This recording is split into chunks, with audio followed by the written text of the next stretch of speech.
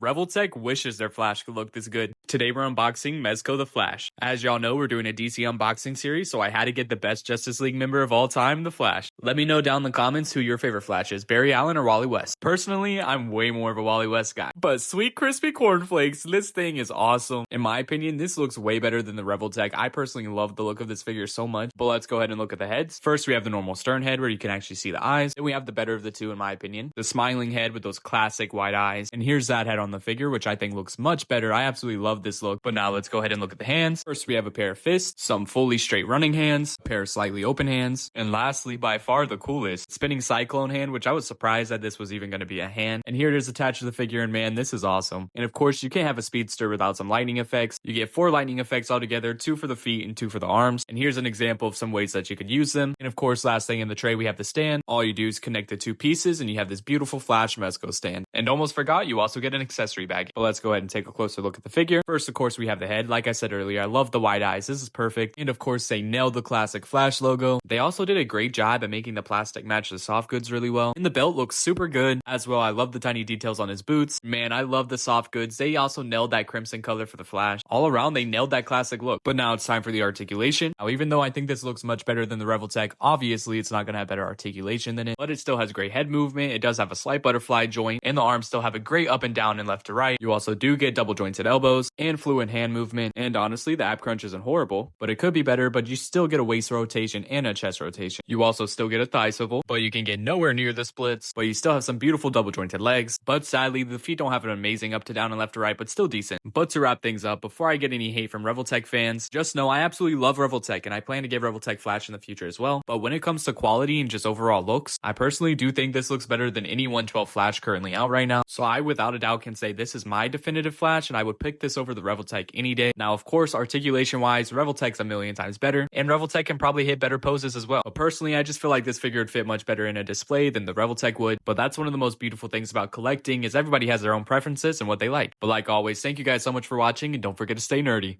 Omnio!